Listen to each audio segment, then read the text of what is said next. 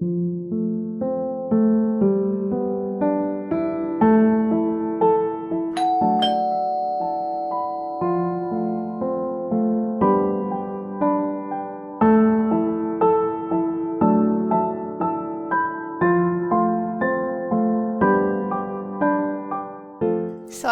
मैं आज बहुत लेट हो गई। मैं आपको बता नहीं सकती कि मेरे साथ आज हुआ क्या है।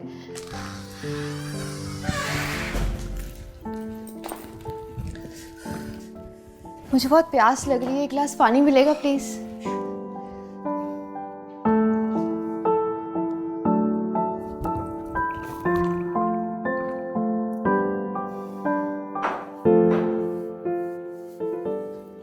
Here you go. Thank you.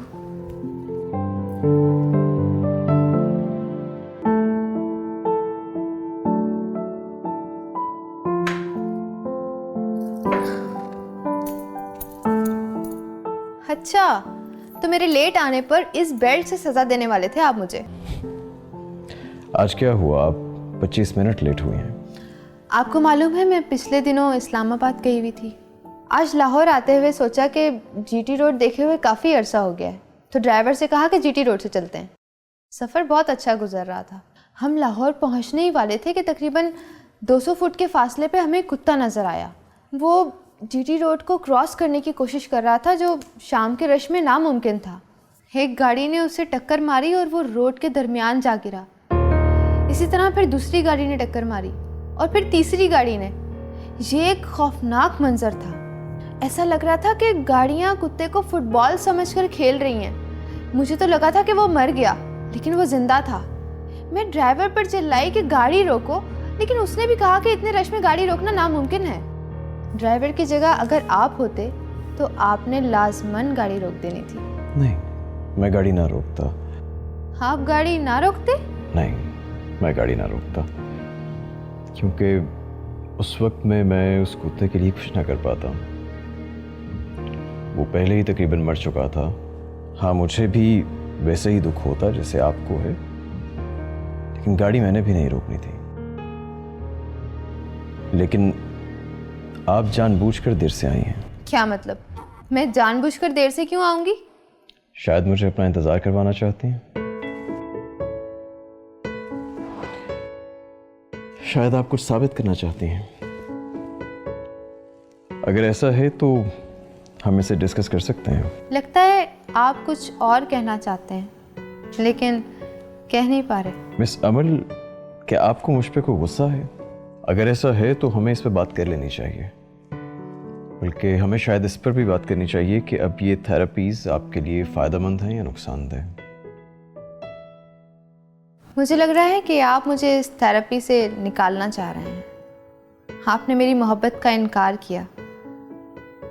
मैं बहुत गुस्से में थी। मैं यहाँ दोबारा नहीं आना चाहती थी, लेकिन मैं फिर भी आई। आपने मेरी मोहब्बत का इनकार करके मेरे मुंह पे तमाचा मारा है। आज आप किस मौजू पे बात करना चाहती हैं? आप ऐसा बिहेव कर रहे हैं जैसे आप मुझे जानते ही नहीं हो। आप बिल्कुल अजनबी अंदाज से बात कर रहे हैं। जब आपने कहा कि आप मुझे नहीं चाहते, तो मुझे लगा कि शायद आपको मेरी परवाह नहीं। लेकिन फिर बाद में मैंने सोचा ये आपका फॉल्ट नहीं, मेरा है। आपको जवाबन मुझसे मोहब्बत करने की ज़रूरत नहीं। इस समय मैं रियलाइज़ कर सकता हूँ कि मैंने आपको डिसअपॉइंट किया है। हो सकता है कि मैं आपके साथ जालिम हो गए थे। नहीं, मैंने कोई जुल्म नहीं किया है। मैं उस वक्त मसले को हल कर रहा था। ओह, अच्छा। मिस अमल, आपकी डिमांड ठीक नहीं थी और मुझे उस जवाब पे किसी माजरत की ज़रूरत नहीं है, लेकिन मैं बहरहाल माजरत खा हूँ कि मैंने आपको हर्ट किया। ओके।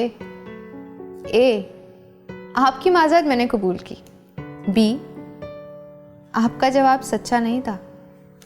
मुझे ऐसा लगता है कि आप भी मुझे चाहते हैं।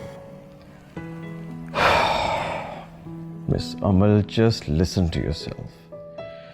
आप ये चाहती हैं कि मैं आपका इलाज एक साइकोलॉजिस्ट की तरह से नहीं बल्कि किसी और रिश्ते से करूं, और मेरी राय में इस तरह ये थेरेपी 1% भी प्रोडक्टिव नहीं रहेगी।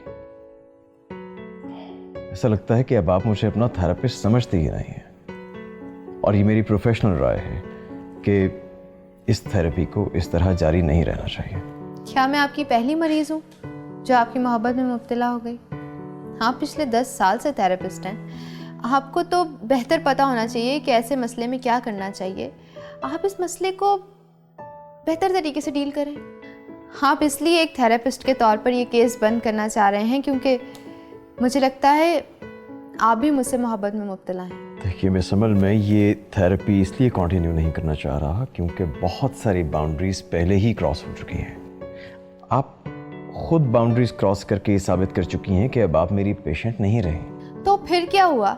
कुछ नहीं होता। आप इस कदर खुश्क बातें क्यों करते रहते हैं? मुझे लगता है कि यहाँ आने के बजाय ना मुझे उस कुत्ते को हॉस्पिटल ले जाना चाहिए था।